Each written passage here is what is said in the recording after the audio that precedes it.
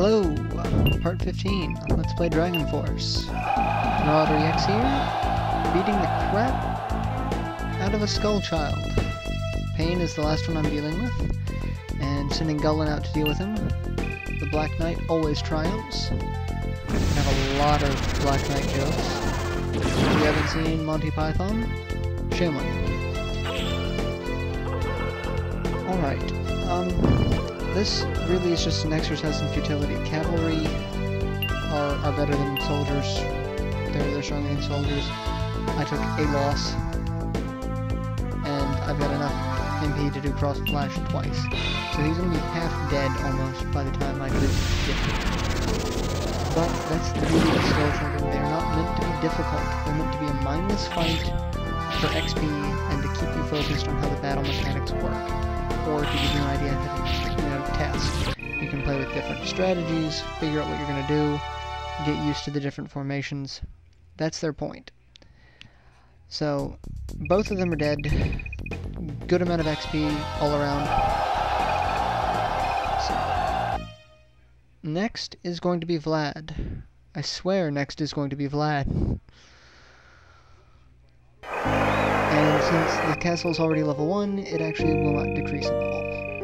So, not anything to worry about there. Alright, when dealing with Vlad, you can only send your Monarch.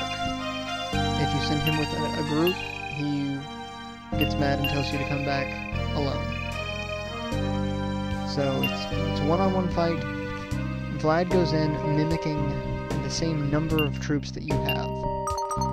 There's a trick to this fight. He has Resurrect, but the system only recognizes that he has up to 50 zombies.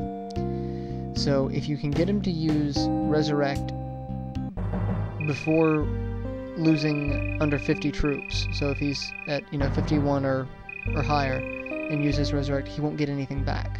It's a glitch in the system. So if you go in with 100 troops, he'll waste one of his Resurrects. He'll probably use it after 50 to space it out, but if you play your cards right, it won't be too difficult. And again, he's using zombies, which really are the second strongest troop type. They're weak against mages and monks, but they're pretty much strong against everything else. So they're up there. Harpies are probably a step below zombies. They're not quite as strong, but they do have their advantages, and you'll see that later on when facing a couple of generals that have an ability called Quagmire. It freezes troops in place if they're ground troops. Harpies aren't affected by that because they fly. So the fact that they use a flight animation for the sprite means that they're unaffected by it. Dragons are also a flying class, so they're not affected by it either. But lots of little, things that they add in that actually make it unique. So yeah, Resurrect nothing, because he technically has full troops according to the system. He's going to use it again after I take out a good number of his troops, so he will probably get something back on that. So we're just going to have what's left of my force rush him and hope that they kill him. That's really the best thing you can do at this point. You can just do as much damage to him as possible. Killing his troops is kind of useless because you can just bring them back. And that's a valid strategy for anyone who has Resurrect. Just do as much damage to the general as possible, and then let what troops you've got kill him. At this point, Junon can handle herself long enough for my troops to finish the job. And I don't care if I kill all his troops, because as long as I defeat him, I still win. So, just be careful how you do that. Not a hard fight, just a little more forethought than some of the others that we've gone through up until this point. But he'll be good practice for going against some of the other monarchs. So, now that we've beaten Vlad, he'll show up during our next domestic affairs, there'll be a little more story, and he will join us. Like I said, he'll start off with 50 zombies and resurrect. His later abilities they're kind of mixed. He has one that sucks troops into a dark hole, and then he's got one called Ensnare, which is actually quite useful when going against certain generals. It prohibits your power meter from increasing, and it prevents you from retreating. That alone is worth the hassle of going after him, because if you work him up, he becomes a decent strength general, and then you can just wail away on anyone and they can't run away. And if they use a special ability, then they're not using a special ability for the rest of the match. So he is one of the top ranked generals in my opinion. You can just do a lot with him.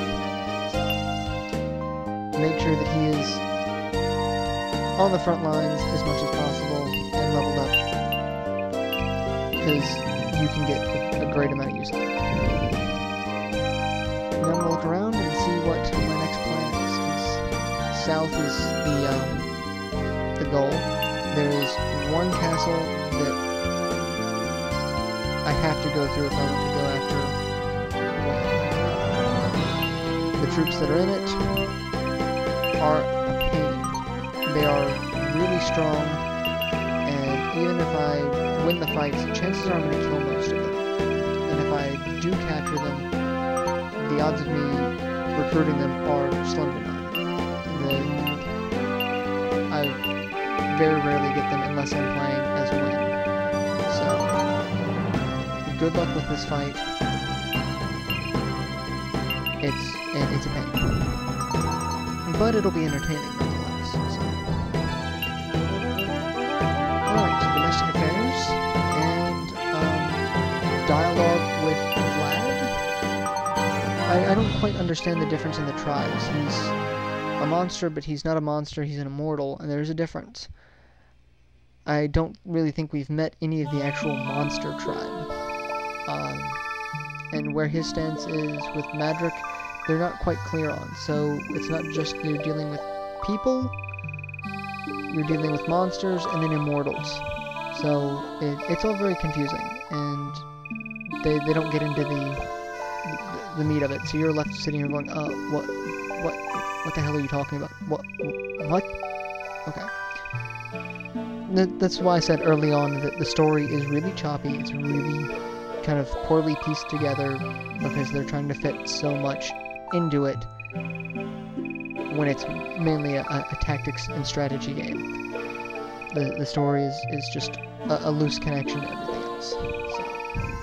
And since I did technically take over another castle, even though I didn't take over one, I built one, that counts as public support.